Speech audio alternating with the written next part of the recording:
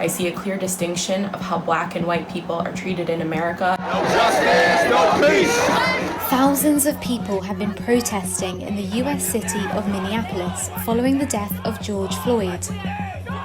On May 27th, police there say they responded to a call about a customer attempting to use a counterfeit $20 bill. A 10-minute video was filmed of George Floyd, a 46-year-old man groaning, "I can't breathe," as a white policeman knelt on his neck. He was then taken to hospital where he was pronounced dead. 4 police officers have since been fired. The former officer filmed holding George Floyd down has been charged with murder.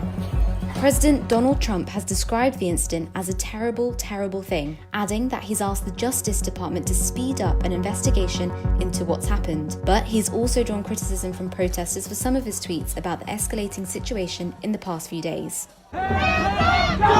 Protests turned violent in Minneapolis as many sought to express their anger in what they see as the latest act of police brutality against African Americans. Kyla Burgess has been protesting.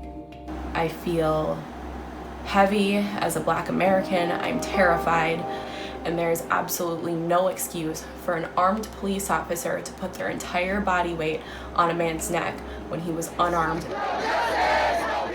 It could have been me. It makes me feel like the system has failed me for 300 plus years, and what do I have to do to make a change?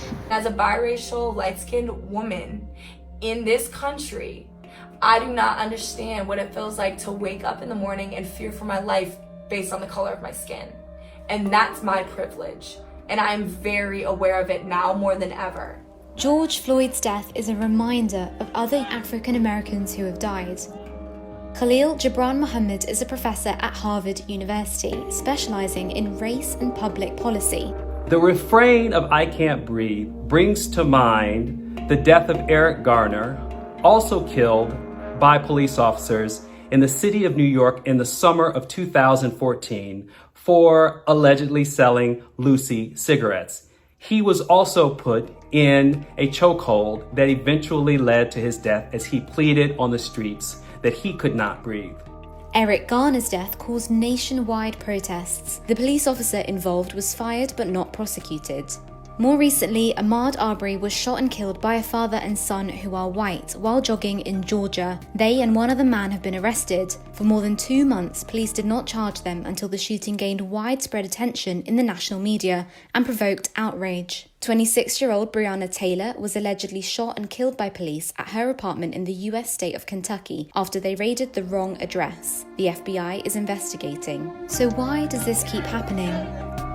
Over and over again, we see video evidence of the excessive use of force by police officers for African American men and women who are deemed suspects of crimes that are both not violent and do not involve weapons, and on average are 3 times more likely to be killed by the police than whites. And others in the community are hopeful that things can change.